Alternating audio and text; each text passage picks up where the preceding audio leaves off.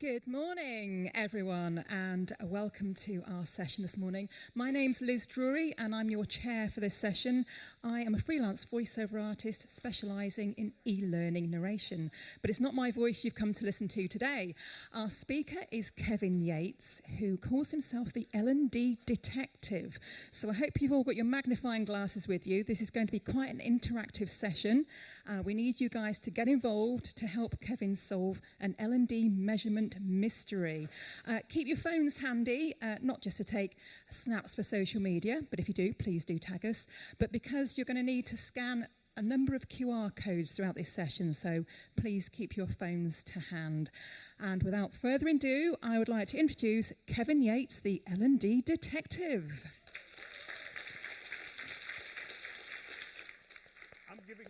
I'm giving you a hand for being here. Thank you so much. How you guys doing? I can't hear you. How are you? Okay, let me let you in on a little secret. I am an only child, which means I love attention, which means I need to hear you. So, good morning. Good morning. A little louder. One more time. Good morning. Good morning. Perfect. How you guys doing?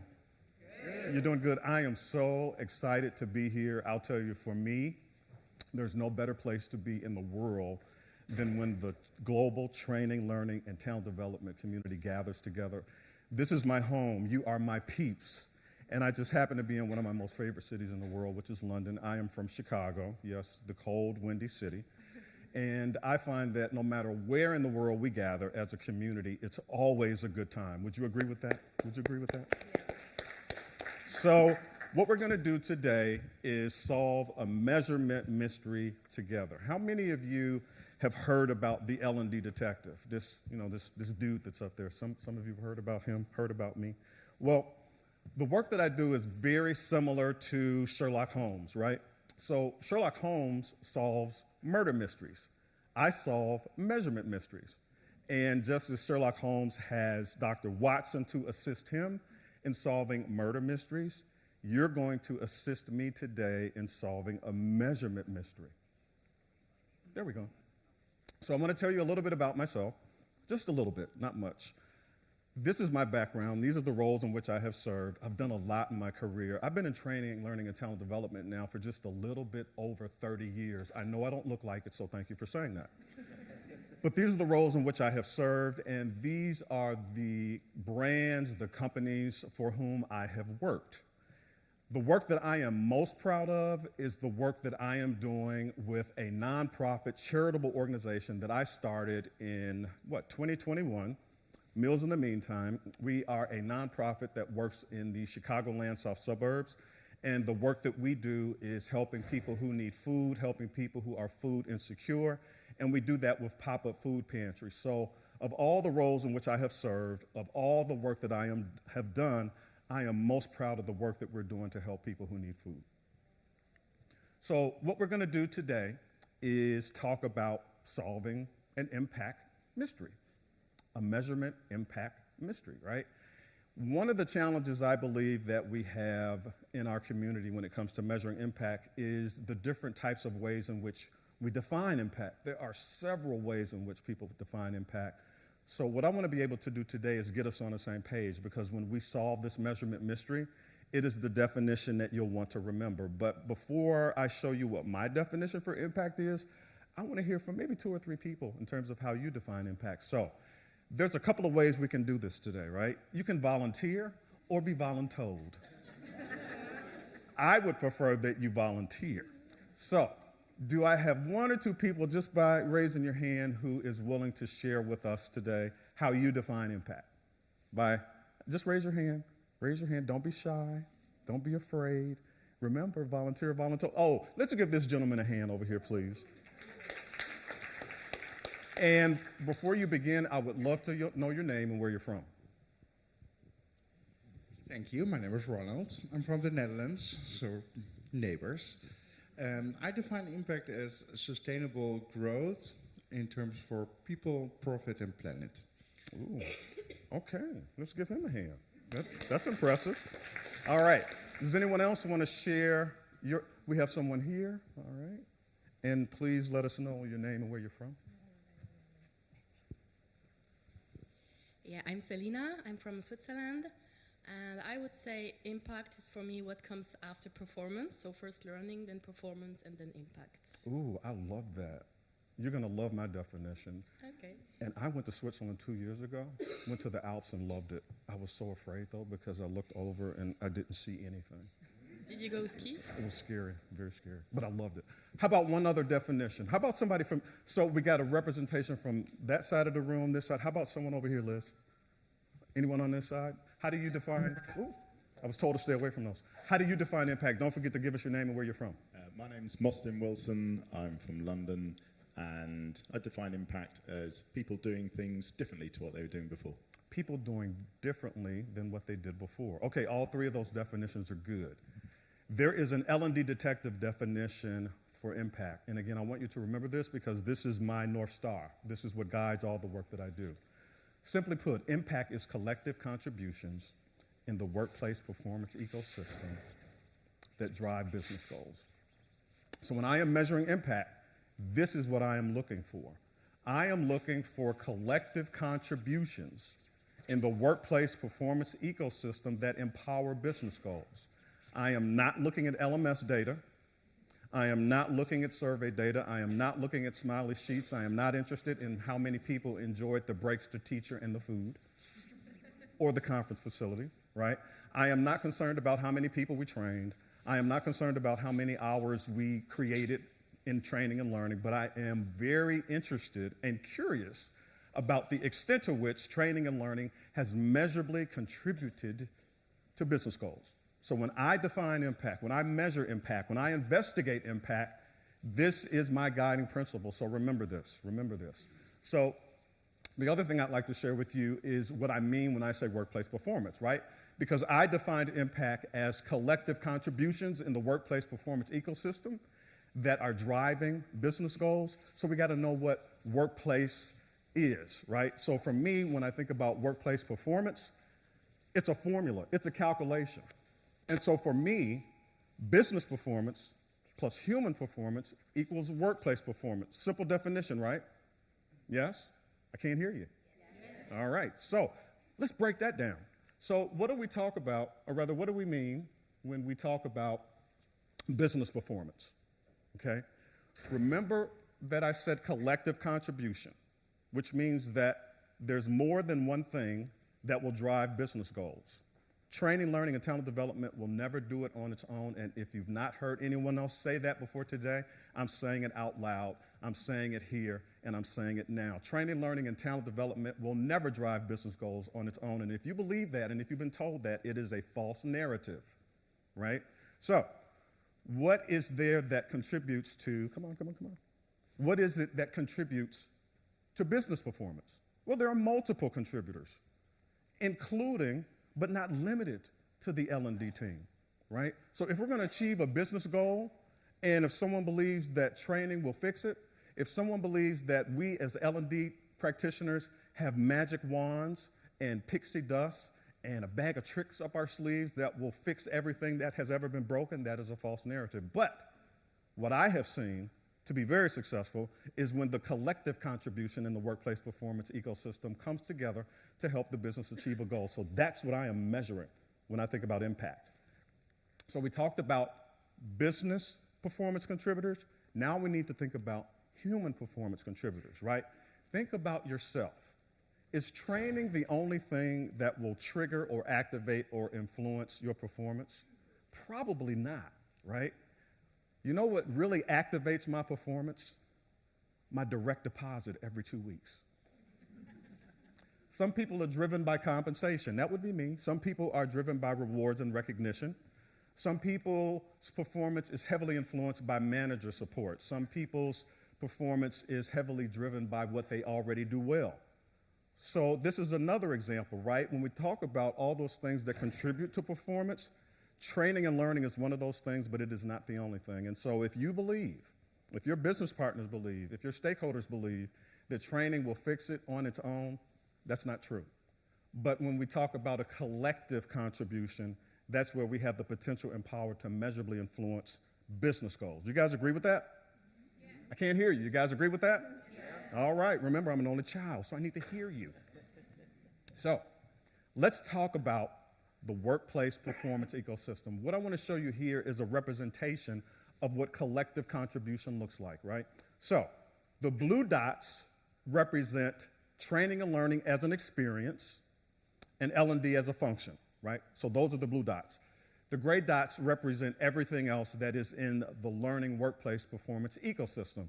So that includes business performance contributors and human performance contributors, all those things that we just talked about. What we have here is a representation of what that looks like, again, in the performance ecosystem. There is a perspective that we can isolate the impact of training and learning and do it in a way where we are able to illustrate or demonstrate what we own or our slice of the pie or what training and learning did on its own.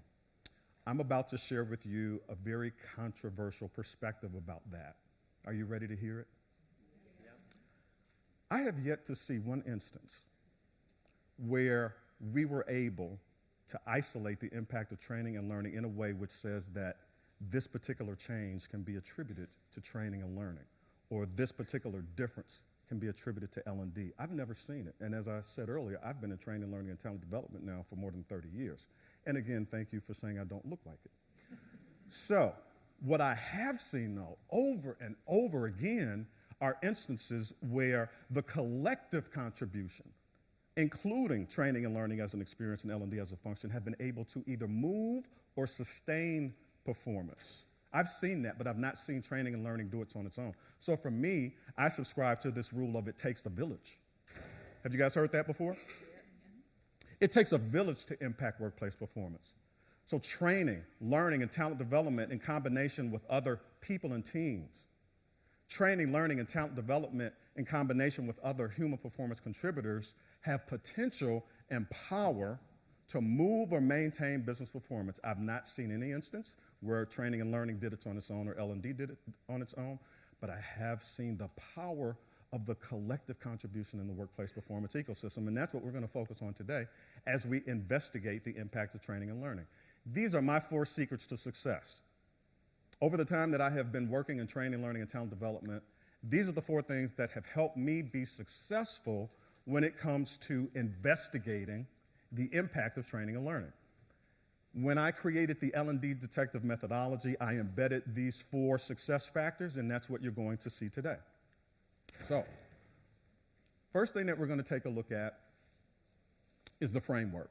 This is the L&D methodology. These are tools and frameworks that empower you to be able to be a successful impact investigator. And my goal for today is to give you some of the tools and some of the tips that you'll need to be successful impact investigators. So we're going to dive into each one of these 3 tools and frameworks today. Everything is rooted in performance. I believe that training, learning, and talent development fulfill the highest purpose when there is measurable impact on performance. And so the L&D Detective method is deeply rooted in performance as an outcome of training, learning, and talent development. So I'm going to show you how to do that today. And we're going to do that with a case study. Thank you. I don't know if you've seen any case studies like mine, so you're in the right place today. So we're going to solve a measurement mystery, and we're going to do that with this company called Total Tech and Talent. So I want to introduce you to who they are, what they do in a particular situation that's going on in the business. Total Tech and Talent is a global HR solutions company and the leader in SaaS platforms for human resources. Our reputation is strong. Our customers trust us. And now we're about to launch something new, a game changer. It's called the Predictable Talent Plugin, an AI-powered feature that brings predictive insights into hiring decisions. The product team has been working on it for over a year, and launch day is coming fast. When it goes live, we're expecting a spike in customer questions. That means one thing: our global help desk needs to be ready. Xavier Wilson, who leads the global help desk team, submitted a training request for customer service representatives. He's concerned that if we don't prepare, customer service quality, or CSQ, could drop. I'm Connie Stewart, an L&D consultant on the Total Tech and Talent L&D team, and I've been asked to follow up on Xavier's training request. Let's get ready to solve a measurement mystery together. Are you guys ready to solve a measurement mystery together? Yes. Remember, I'm the only child. I can't hear you. Yes. All right. So those of you who are standing, join us. There are seats over here. Hey, Trish, my best friend from Chicago. So there are seats over here if you guys want to join us. Please do. I want to remind you that as we solve this measurement mystery together, what you're going to need is your mobile device, because we have some QR codes, and that's where you're going to find facts, clues, evidence, and data to help you solve the measurement mystery. Or if you have your laptop, I'm going to include the URL to where you can go, or if you have your tablet. Either way, just want to make sure that you're ready for solving this measurement mystery. So what we know is that Connie, who works with L&D, received a training request from Xavier, who is a senior leader in the business. You guys remember that? Mm-hmm. Yeah, okay, so we know that Xavier submitted a training request. You guys remember that? So what Connie is going to do is use the L&D Detective methodology to solve a measurement mystery. And the way in which she does that is what I call the Workplace Performance Investigation Framework. Would you guys like to see what that is? Yes. Huh? Yes. All right, here we go. This is the Workplace Performance Investigation Framework. These are 6 questions that I use to help me investigate the impact of training and learning. I guarantee you, if you can get the answers to these 12 questions, you are setting yourself up for success to be able to investigate the impact of training and learning on human performance. So we're going to see how Connie is going to use these 6 questions as she investigates the things that she needs to investigate so that she can determine the extent to which that training request will turn into an actual training or learning solution or not. Because how many of you know, by show of hands, that every problem that the business has does not require a training or learning solutions? How many of you all know that? Or how many of you can say amen if you agree with me? All right, so, by the way, some people call me Reverend L&D Detective. So what we're going to do is take a look at how Connie is on this journey where she is going to be using these 12 questions to investigate the impact of training and learning, all right? So what I want to show you first, and I want you to remember those questions, because what you're going to hear in this conversation is Connie asking Xavier those questions. Some he'll be able to answer, some he won't. But the goal is for her to get the information, the facts, the evidence, the clues, and the data so that she can be successful in determining whether or not training and learning is the right solution in response to Xavier's request, and if it is, how she's going to measure impact. You guys want to see that conversation? Yes. Remember to listen for those questions. Listen for those questions. Hi, Xavier. Good to see you. Thanks for making time. Hey, Connie. Just want to let you know, I've got a hard stop in 30 minutes, so let's get to it. No worries. Thanks for the heads up. We received your training request, and I have a few follow-up questions to help us make the right recommendation. Let's start with the business goal. What's the business goal for this request? The business goal? Getting our help desk customer service teams trained in time for the release of this new AI thing, the predictable talent plugin. Got it. What's the business strategy for the predictable talent plugin? The business strategy is getting customer service representatives ready for the new launch. Understood. Is there a larger objective beyond getting customer service reps trained? What do you mean? I just gave you the goal and the objective. Our customer service reps need training. That's it. I apologize, Xavier. I'm not trying to frustrate or offend. What I'm getting at isn't about training. It's about what the business wants to achieve. More specifically, what's the expected business outcome for the launch? And how does it affect your team? Okay. With the launch of the new AI plugin, we expect an increase in call volume.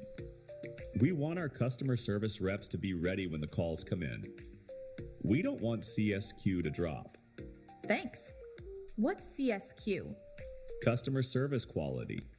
It's one of the metrics we track on the help desk dashboard. The goal is to keep it at 90% or higher. Right now, we're hovering around 80 to 85%, so we're already below target. Are there any other metrics that feed into CSQ or influence it? Not that I know of, but you should check with Ronaldo Rivera on the analytics team. He owns the dashboard. Okay, I'll follow up with him. For maintaining CSQ at 90%, what do customer service reps need to do? They have to help customers with the new AI feature and other questions, quickly and clearly. That's always the challenge. Do you have a job description or performance expectations that define what good looks like? You'll want to talk to Torrance Townsend on the HR team. He's got that stuff. Great. I'll follow up with him. Thanks, Xavier. This was helpful. Sure, just keep me posted. Gotta run. Did you guys hear how Xavier was kind of pushing back, right? So Connie was focused on performance. Xavier was focused on training. Did you guys get that? There was also something very important revealed in that conversation in terms of what the business goal is. Liz, do you have a mic? Can I borrow your mic? Okay. Who believes they know what the business goal is? No one? Okay, did you guys hear Xavier talk about CSQ? What was the goal for CSQ? And you just didn't raise your hands.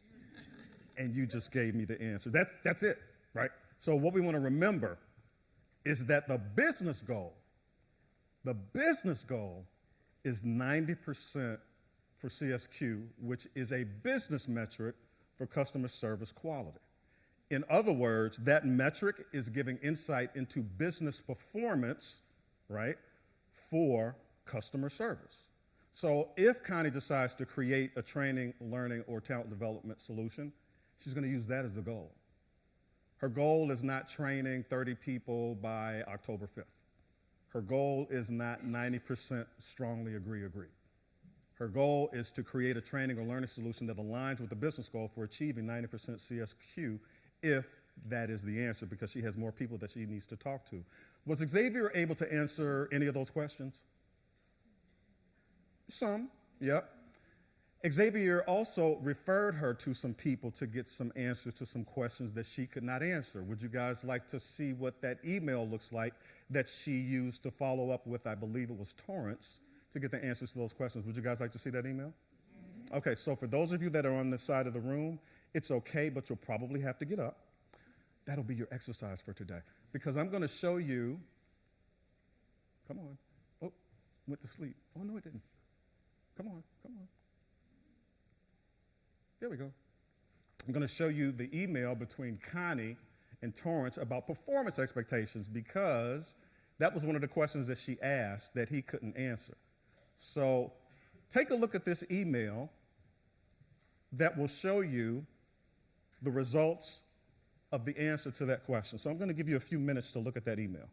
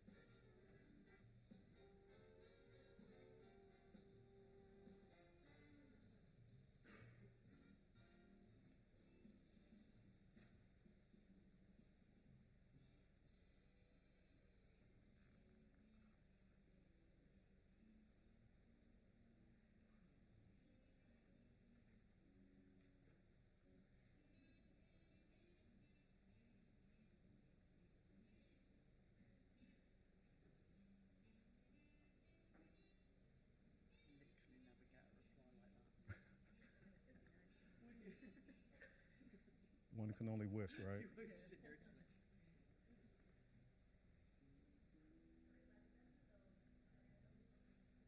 Did someone say something?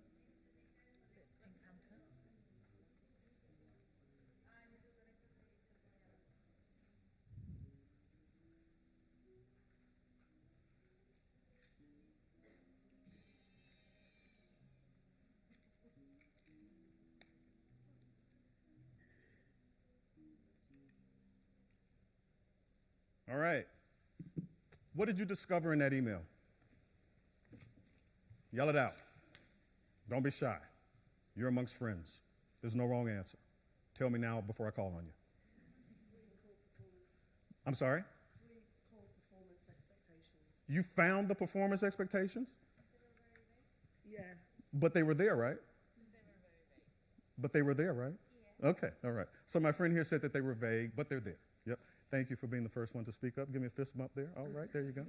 All right, so remember, Connie is collecting facts, clues, and evidence so that she can determine the extent to which that training request from Xavier requires a training and learning solution or not. And she has 12 questions to answer. So she's in the process of getting answers to those questions. So she got a few answers from Xavier. She got a few answers in this email. We're going to keep going and see what else it is that Connie will discover. So she did ask Xavier a question about business performance metrics. Do you guys remember that? And so what is the target business metric? What's the name of it? CSQ. And what's the target goal? 90%. Xavier didn't know a lot about it, but he did refer her to Ronaldo, right? Ronaldo is a business analyst, and so Connie set up a meeting to get more information about the business performance metric that she's going to use as the North Star when she measures the impact of training and learning, if training and learning is a solution to the request that Xavier submitted. Would you guys like to hear the conversation between Ronaldo and Connie? Yes. I can't hear you. Yes. All right, let's do it. Hey, Ronaldo. Thanks for making time. I'm following up on a training request from Xavier and trying to get a clear picture of the performance environment. He mentioned CSQ as the key metric for the help desk. Yep, CSQ, customer service quality, that's the one we monitor the closest. It's a top-line metric for the help desk and shows up in our weekly dashboards. What does it represent? It measures how well customer service reps are supporting callers, how effectively and consistently they're handling issues. It's a metric we track every week. What's the current trend? We've been sitting between 80 and 85% for the past couple months. The goal is 90%, but we haven't hit it consistently in a while. Are there any other metrics that impact CSQ or tie into it? No, not directly. CSQ stands on its own. It's not part of a bundle or dashboard composite. It's the one metric everyone watches when they're looking at performance quality on the help desk. And it updates weekly? Every Monday morning. It's clean, it's consistent, and it gives us a reliable snapshot over time. That gives me what I need for now. Appreciate your help, Ronaldo. Anytime. Let me know if you need a snapshot or any history on the trend line. Will do. Connie is headed in the right direction because she knows that if she is going to report impact to senior leaders, she's going to have to use a metric or a measure that resonates with senior leaders, right? And they care most about business performance. So she's going to focus on using CSQ as the signal for the extent to which training and learning is contributing to the workplace performance ecosystem in a way that is empowering business goals, right? So again, we know that the North Star is performance. We know that for this particular instance, we're going to be using CSQ as the North Star for impact. We are not going to be using LMS data. We are not going to be using survey data. Now, when I say that, I want to be very clear about something. I am not by any means diminishing the value and the helpful information that we can get from LMS data and survey data. LMS data is very helpful in the right context. Survey data is very helpful in the right context. But when it comes to getting facts, clues, evidence, and data that reveal the extent to which training and learning is measurably contributing to the workplace performance ecosystem by driving business goals and supporting human performance, you will never, ever get that from LMS data because that's not what LMS data is and that's not what it was meant to do, right? Survey data will give us a signal, but it will not ultimately show us as proof positive that we've made an impact on a particular business metric. Does that make sense? All right. Nobody else said it. I said it here first. So we're going to keep going with the mystery because there's more information that we need, right? Before we do that, again, I just talked about this, but what we want to be using is business performance metrics and data to tell a story about the impact of training and learning on business performance. You can't tell that story without a business performance metric. These are just examples of some of the business metrics that we can use. Depending upon the industry and the company and the business in which you work, your business performance metrics may look a little different, but when I am investigating impact as the L&D detective, I am ultimately determining how did training and learning, along with other collective contributions, because it takes a village, as we talked about earlier, how are we measurably contributing to moving or maintaining these metrics? I'm going to pause here for a moment because I just used a word here that we don't use a lot. When we talk about impact, we often default to a change, a difference. Training and learning is a very viable solution to be able to do that. But let me tell you something, guys. This is exciting. Training and learning is as viable a solution for changing things as it is for maintaining things. Ooh, Kevin, I can't believe you just said that. Yeah, I said it. I said it, yes. So training and learning can not only change, training and learning can maintain. Sometimes we need to keep the train on the tracks. Do you guys agree with that? Training and learning can help us do that. So let's keep going with this measurement mystery, because now, here's where the plot thickens. Connie sent an email because she wanted to get some more information about something she heard. You know how it is, when you're at work and you heard something, right? And then you got to get the facts and you want to get the scoop, as we say. Take a look at this email. And again, those of you who are in that corner, you may need to get up, that's fine. Take a look at this email.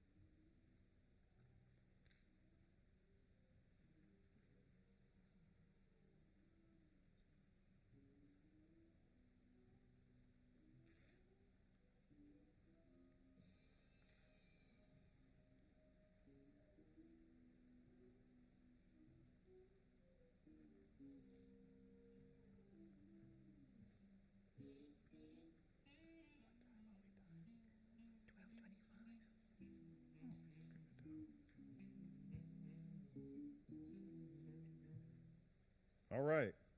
Are you guys liking my Pink Panther music, by the way? It's so appropriate, right? Because I'm a detective. So I'm going to tell you guys a little fun story about this. And so I did this presentation the first time 2 weeks ago today. Actually, is today Thursday? Yeah. I'm losing track because I'm from Chicago and I'm God knows how many hours ahead. So I was in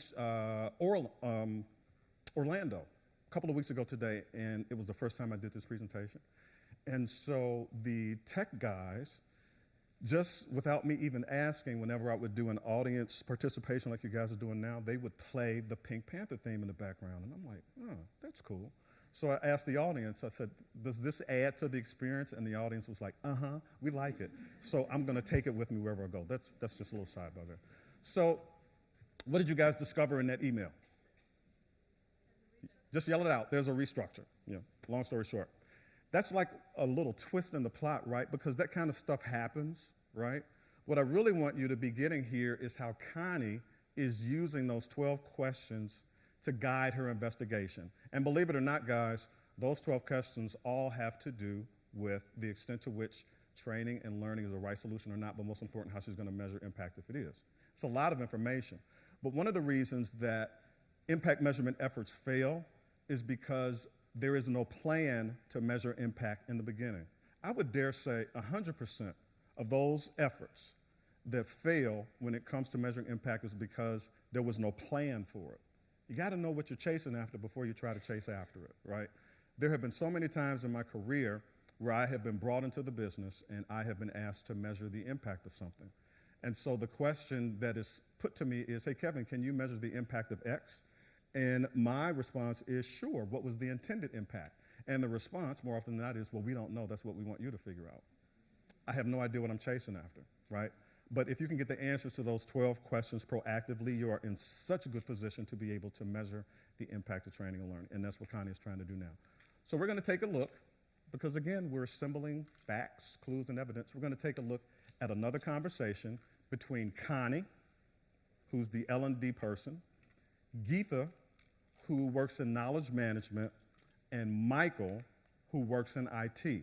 So remember, Connie is working to get the answers to those 12 questions. That's why she's having these conversations. So keep listening for those answers that she's looking for. Thanks for making time for this call, guys. I'm working on a training request for the help desk team, and I'm trying to get a handle on the systems they use. Definitely a good time to ask. We've been working on a full overhaul of the help desk's knowledge management system. Yeah, the current system's clunky. Search barely works. It's part of what's been slowing reps down. We're rolling out a new platform that integrates with call logs, product data, and even real-time updates from the product team. That sounds like a big upgrade. When is it going live? A few days before the predictable talent plugin launches. We want reps using it during the launch, not learning it afterward. Good to know. And what about the routing system? I've been hearing bits and pieces about that. We're implementing a new call routing feature at the same time. When customers call, they'll select their problem or question type through a menu, and the system will direct them to a rep who specializes in that area. That ties into the new tiered model, where reps won't be handling everything anymore. They'll focus on their specialty. That should help reduce burnout and improve response times. That's a major shift in how the team operates.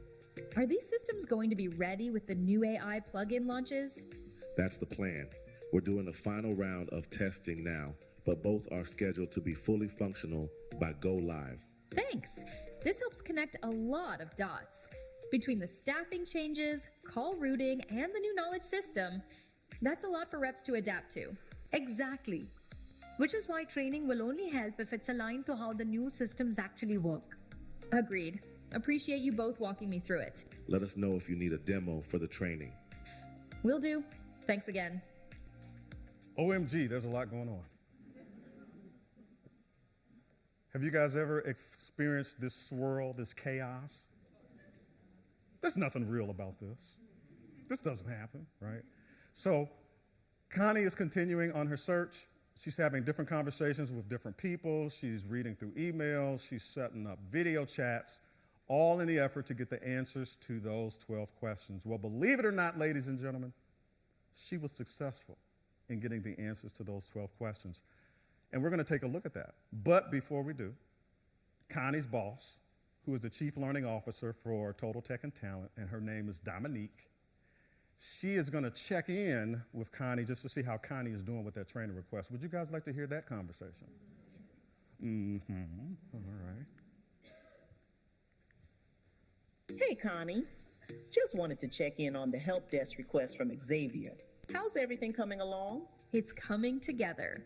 I've had some great conversations with folks across the business, and I think I've got a solid understanding of what's really going on. Good to hear. So, is it just training, or are we looking at something bigger? Definitely bigger. It started as a training request, but what I'm seeing is a full workplace shift. New tools, new structure, new expectations. Training's part of it, but only if it aligns with the bigger picture. Do you have your findings mapped out? I do. I just finished the workplace performance investigation framework for this project. Can I take a look at that? Absolutely. I'll share the completed version with you today. Thanks. One other thing. Are you thinking about how we'll measure impact? Yes, and I'm building that into the Performance Impact Blueprint. Measurement will be tied to CSQ. That's the signal we'll use to show how all the pieces are working together. I'll walk Xavier through that when I send it over. Perfect. I'll be on the lookout for what you discover. You got it. Thanks for checking in. Let's take a look at the workplace performance investigation framework that Dominique requested to see from Connie.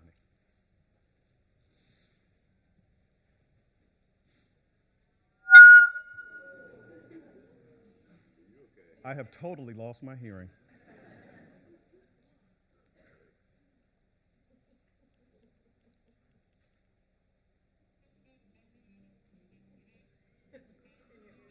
No. I think it's music.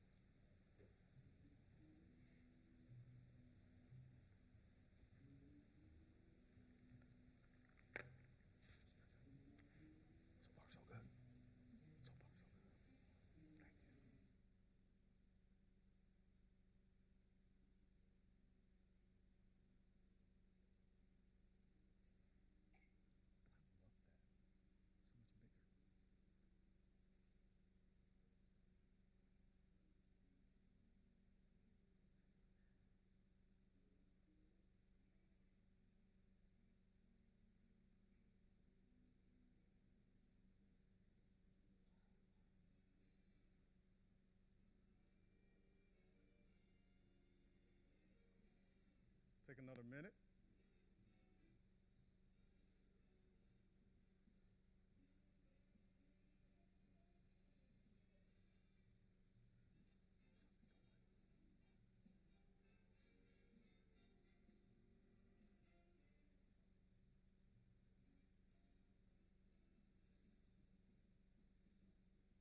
All right, I see a few heads up. If you didn't get a chance to go through it all, that's okay. No worries.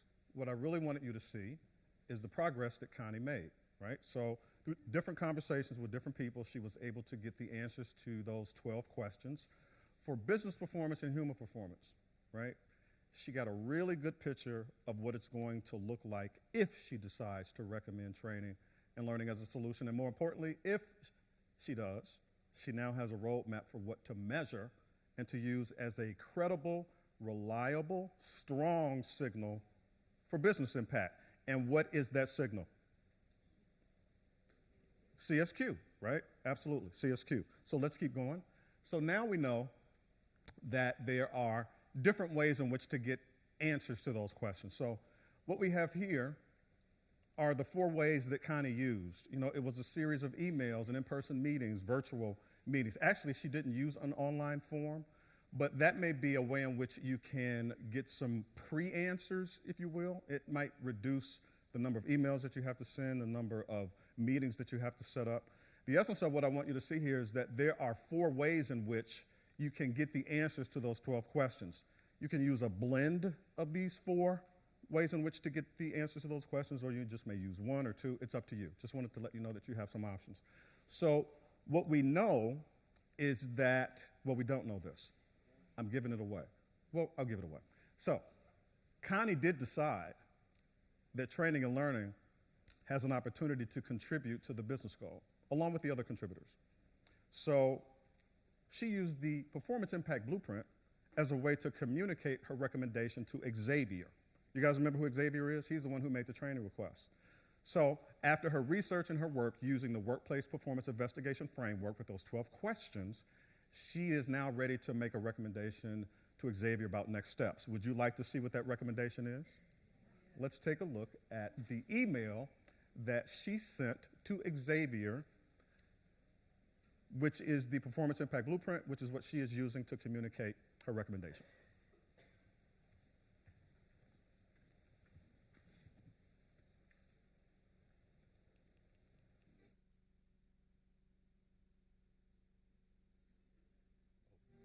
Trust me, I'm not going anywhere near that.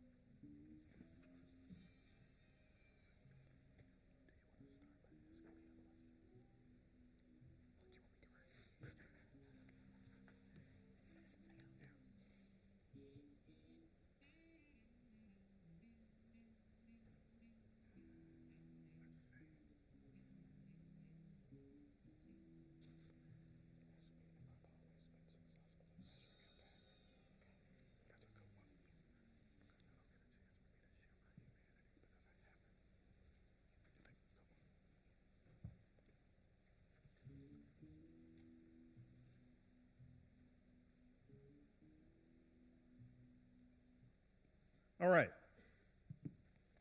What did you guys discover in that Performance Impact Blueprint? There's a few things there, but just yell it out. What did you discover?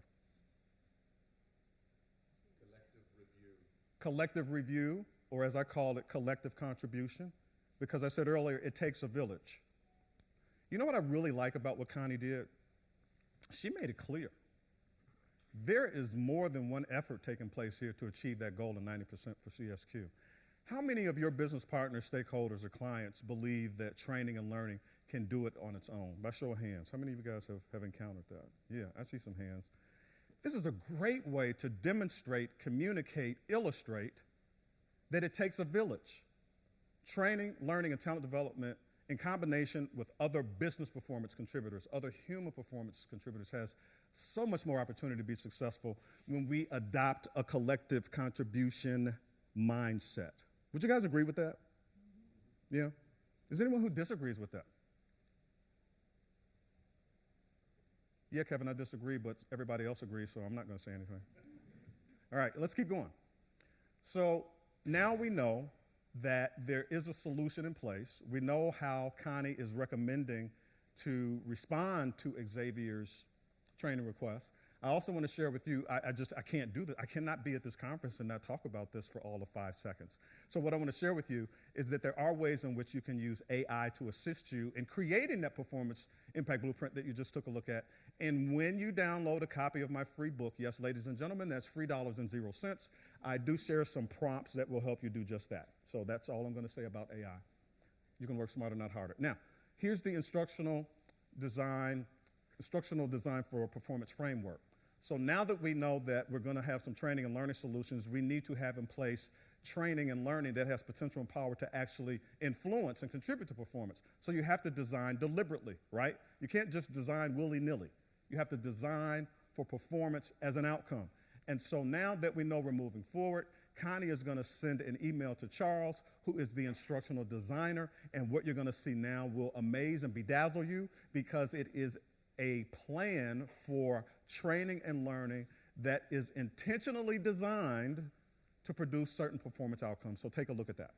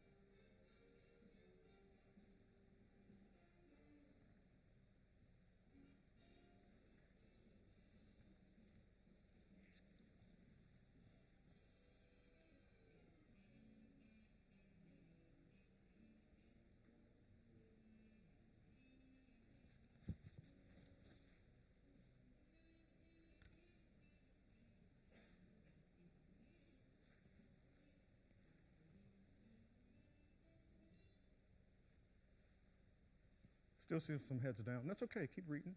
You can just kind of listen to me. So I'm going to digress again, but there's just something about that music that makes me want a gin and tonic. I think I'm going to have one later today. I'll do it in honor of you. How about that? So here's the thing, guys. If you're going to impact performance, you got to design to impact performance. It has to be intentional. It has to be specific.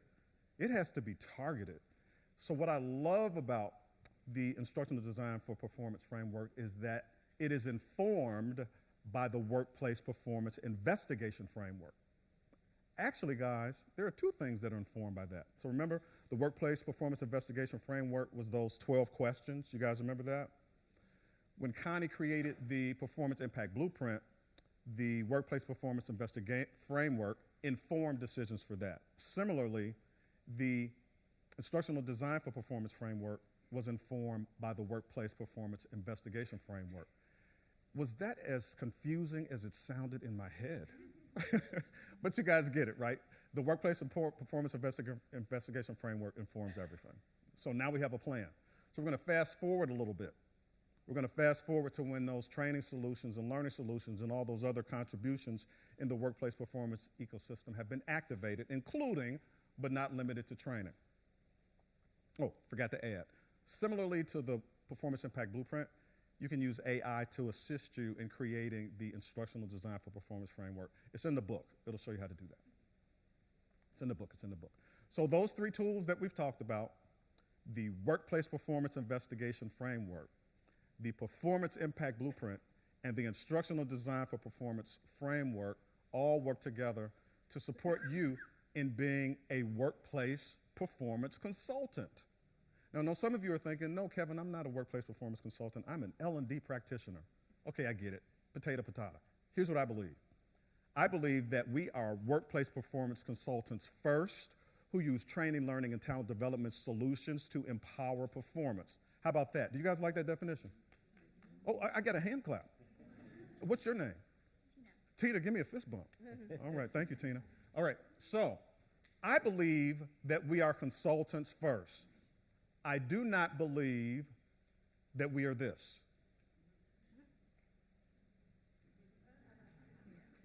Does it feel like this sometimes? Actually, it feels like this more often than not, doesn't it? But when we position ourselves by having different types of conversations, we can move the needle, change the mindset, not only for ourselves, but for our business partners and our stakeholders also. Because they come to us and they want to place their order. But those 12 questions shifts the conversations to being performance-based. Do you guys agree with that? Yeah. So we have an opportunity. We have an opportunity to shift. And I believe that the three tools that are part of the L&D Detective method helps us do just that. So we're going to move forward because now the rubber hits the road. Do you guys want to see the impact report? I got to hear more than that. All right. If not, I'm not going to zoom it in and you won't be able to read the QPC code. All right, here we go. This is the fun part.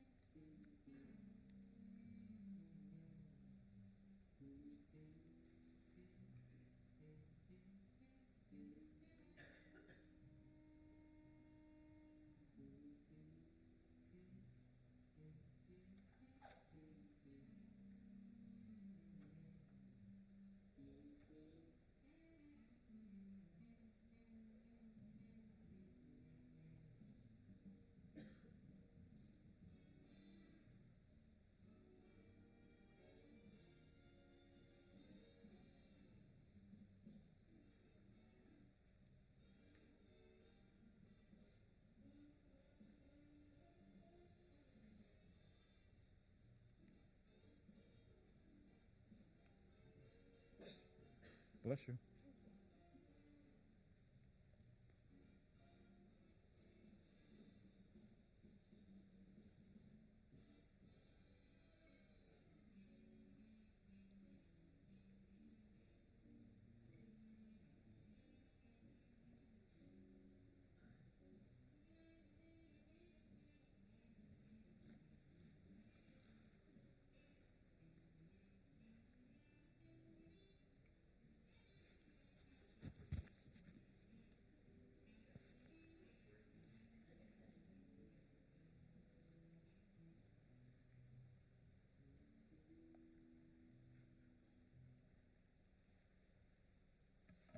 All right.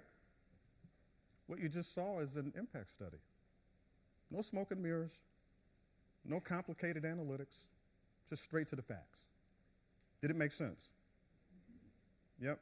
And so what you see is the result of Connie having done the work up front. What you saw was Connie planning for impact in the beginning so that it's easier to measure in the end. Connie used a metric that resonates most with the signal. Connie did not report on how many hours of training was delivered, how many people liked the instructor, whether or not the breaks were long enough. She didn't report on any of that. Right, Tina? My girl Tina said right. That means I'm right. So That is what an impact study looks like. Again, no smoke, no mirrors.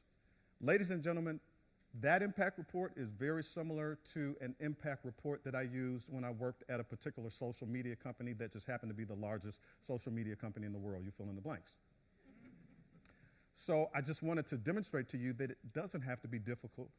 My work is to help you make measuring impact less difficult. And I hope that that is what I am doing here today. We're going to keep going. Come on. There we go. So, do you guys think Connie did a great job? Well, a good job? Yeah? Well, the Chief Learning Officer, Dominique, thinks so also. Would you guys like to hear Dominique's feedback to Connie? All right, let's take a look and a listen. I just finished reviewing results for the impact study for the help desk. Connie, phenomenal work. Thank you. This one really brought everything together. Not just a training request, a full workplace performance picture. Exactly. We didn't isolate training's effect. We uncovered how every contributor played a role in moving CSQ. That's the future of how we show impact. Agreed. When we stop chasing isolated impact and start showing collective contribution, the value of L&D becomes way more real. You showed that performance impact is the outcome. And we got there by connecting the dots across people, systems, roles, and goals. That's what the L&D Detective method is all about. L&D leading the way with performance-focused investigations. Let's keep setting the standard. Absolutely. More mysteries to solve. Ladies and gentlemen, thank you for helping me solve that measurement mystery. As I said earlier, you guys were going to have some work to do today. Did you anticipate that you were going to be doing as much work as you did today? Probably not, right? Well, I'm just glad you're here, and I'm glad that I had you to assist me in solving that measurement mystery. I hope that what you've discovered here today is actionable. I have more information to share with you.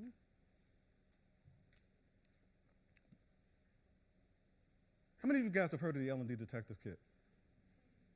It's the latest rave. It's capturing the country by storm. It's flying off the digital bookshelves. So if you go to my website, you can download a free copy, ladies and gentlemen, that's free, a free copy of the L&D Detective Kit. After you've had an opportunity to download that kit, I would love to hear from you. How can I hear from you, you ask? I'm going to let you know, but I want to make sure everybody has a chance to get that QR code. Everybody get that QR code? Everybody got it? Not yet? Okay. Oh, I got to get out. Oh, my goodness, I was blocking a whole side of the room. All right. So again, it's $3.00. It's on my website. I just released that book 2 weeks ago today, actually. So it's actually 2 weeks old today. Have had a lot of downloads, a lot of great feedback. Everything that we talked about today is in the L&D Detective Kit, and it is more in-depth. Can I stand up now? Here I am. I'm back. All right. So the other thing I want to share with you, if you'd like to schedule some time with me, if you need some help with your strategy, if you need some help measuring impact, you can grab some time on my calendar. I'm happy. Oh, I did it again. I'm just going to be totally deaf by the time I leave here. So, again, if you want to set up some time to talk to me, I'm happy to have a discussion about measuring impact and how I do it. Everybody get that who wants it? Because I want to go back to what's really important, and that would be this. So, before we go into questions and answers, ladies and gentlemen, I am Kevin M. Yates, the L&D Detective, and I am so happy that you spent some time with me today. Thank you.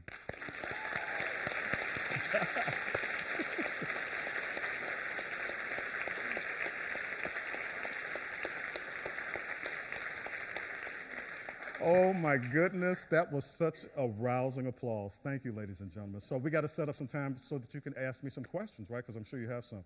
Liz, do you got one for me? I've got a question for you. Yes, Kevin. So have you, as the L&D Detective, always been successful in measuring impact? Ooh. So it's time for a moment of transparency. Have I always been successful? No, I haven't. There have been times where I have scratched my head looking for the answer, which is why I don't have any hair now. And there have been times where I have been successful, but what I have figured out, and is what I put in the L&D Detective Kit, I have figured out through the times where I failed. Yeah, I failed. There were times where I failed at measuring impact, but there are times when I have been very successful. So the benefit to you is in the book because I have learned through what didn't work, and I know what does work because it worked, right? And so in the book, in the L&D Detective Kit, I am revealing what works and subsequently what doesn't work so that you can be successful impact investigators. We got a question here? So it's just going back. And what's your name? Sorry, I'm Amanda. I'm from Leeds. Hi, Amanda. Just going back to the case study we looked at. My organisation is very much. We're all talking about impact all the time now, and we don't stop at learning at happy sheets, but I think we go too far. So we keep on asking, and that means, and that means, and that means. I notice in the case study, you stop at the CSQ as your impact. You don't go into the, okay, what's that doing to our market share and our kind of order fulfillment. Do you recommend when you're being asked to look at impact that you do absolutely stop at that point that you can measure and you feed that back to the powers that be? Do you understand what I'm saying? I understand exactly what you're saying, Amanda. That's a great question because the question is really, and I'm going to paraphrase with your permission, is it possible to go too far with measurement? Yes, it is. It absolutely is. Get clear about that one or two metrics that are going to reveal the extent to which the collective contribution is driving business performance and driving business goals. Because if you just keep going down a rabbit hole, you'll never get the answer. So, but you do have to get to alignment and agreement, which was my fourth point for my success, right? And we did get to alignment and agreement with Xavier that we will use CSQ as the signal for impact. So, can you go overboard and too far? Absolutely yes, and I recommend you try to pull people back. There's some tips and tricks in the L&D Detective Kit, shameless plug, that'll help you do that. Other questions? Thank you, Amanda. Who has another question? I got one over here. And don't forget to give me your name. Thank you, Selena. Hello, Selena. First, thanks for the picture in the shop, like with the ordering situation. I think like a lot of us can really feel that feeling. I have a question related to the lead in those kind of projects. What I mean is, should it be really L&D who is leading those kind of conversation, those kind of, let's say, procedure to go from the beginning towards the end and asking those kind of people those kind of questions? Or how could L&D also give a certain part of this responsibility to the team of Xavier, for example, or to the sponsors in order for the project not to be led by L&D, but by the real, let's say, business unit who needs it? Yep, that's a great question. And so Selena's question is, should L&D be leading this effort? Is that a good? And the answer to that question is not should, but can, right? And L&D can because it was positioned to do so because we got a training request. And as a result of that training request, there was work that needed to be done to determine if training was the right response. The other thing that I love about what happened here, you know, guys, how we just continue to talk about a seat at the table, right? Well, we have to demonstrate that we can sit at the head of the table. Ooh, somebody said, ooh. Well, yeah, look at what we did. It wasn't just about training, was it? It was about performance. That's what led everything. Who else in the business is talking about performance the way that we do, or the way that we should? So, Selena, should we be leading that? I wouldn't say should, but I will say we can. Would you guys agree with that? I liked my own answer. Next question. Right here? Oh, there, okay. Hello, and what's your name? Hi, my name is Siobhan. Hello. So my question is around just the ultimate performance metric. In the example we looked at, customer service, and similarly in things like sales, there's often very tangible metrics that function can come to you with. Yeah. Like, this is our performance metric. What about functions that are more removed from these direct and tangible performance metrics, like when you're working with marketing or areas where there's a diverse range of tasks that it's harder to incentivize in such a numerical way. Do you have any thoughts on that? I do. Great question. And so I think that if you allow me to paraphrase, your question is what types of metrics should we use for those parts of the business that might not have as tangible results as what we saw here today in terms of a business metric. So I would say it's going to go back to those 12 questions, right? Because if you get the answers to those 12 questions, it will ultimately lead you to a metric. Here's what I mean by that. And I'm going to use your example, marketing, right? So I would work with the marketing person to say, how are you measuring business performance for marketing? I would ask that question. I would also ask the question, what human performance metrics are available or are we using to measure human impact on business performance? Does that make sense? Because there is a correlation between the two. So to answer your question, I do believe that there is a metric that you can ultimately get to, even for those that may seem intangible, if you keep asking the question, what facts, evidence, what signals, what can we use to show how training and learning is measurably impacting this, whatever that metric is, in combination with other collective contributions. That particular instance may not be as easy, but it's possible. I have a philosophy which says everything that's difficult does not mean that it's not possible. It just means that it's difficult. That's all. Did that help? Okay, good. Another question. Oh, okay, we got to go to this side. We won't lose you, sir. And don't forget to give your name. I'm Femke from the Netherlands, and I had a question about keeping a balance between the performance benefits that the training or whatever solution you figure has versus the investment that you put in, because you mentioned in the impact study we don't put the hours trained or but wouldn't there be questions about that, like, oh, how many time have my workers or my employees spent in training to get this? How much time did you invest in developing this training, in doing your research? And are they in balance with how much it has improved the performance? Yep, I love that you asked that question. So I want to go back to what I said earlier, because the question, I'm going to paraphrase again. You guys notice I'm doing a lot of paraphrasing. The question is there value in LMS data and survey data? Data that talks about how much, how many, how often, and people's response or reaction to their training experience. Is there value in that data? Absolutely, yes. Absolutely. So I don't recommend abandoning it, right? If someone asks for that, make sure you have it ready. But when it comes to having conversations and reports to like the seniors, they just want to know, how are you impacting my business? Would you guys agree with that? Now, there are other parts of the business who want that level of detail that you just talked about, and that's where it becomes valuable. So thank you for asking that question. Ladies and gentlemen, I'm at time. I'm so sorry. I know you had a question, so I want you to grab me in the corner because I'm going to be over there. So I know you had your hand up. And I'm going to make sure that you are the first in line because I saw your hand. So ladies and gentlemen, again, thank you so much for spending some time with me. Please download your free copy of the L&D Detective Kit. The feedback that I'm getting about that is that it's all good. And everything that we talked about today is in the L&D Detective Kit. I just drilled down a little bit. Enjoy the rest of the conference. Thank you, guys. Join me on LinkedIn. If you aren't following me, I'm going to start a series of insights for the L&D Detective on how to measure impact. So if you haven't connected with me already, please do so. I got some good stuff coming up. You don't want to miss it. Thank you, everybody. I appreciate you being here.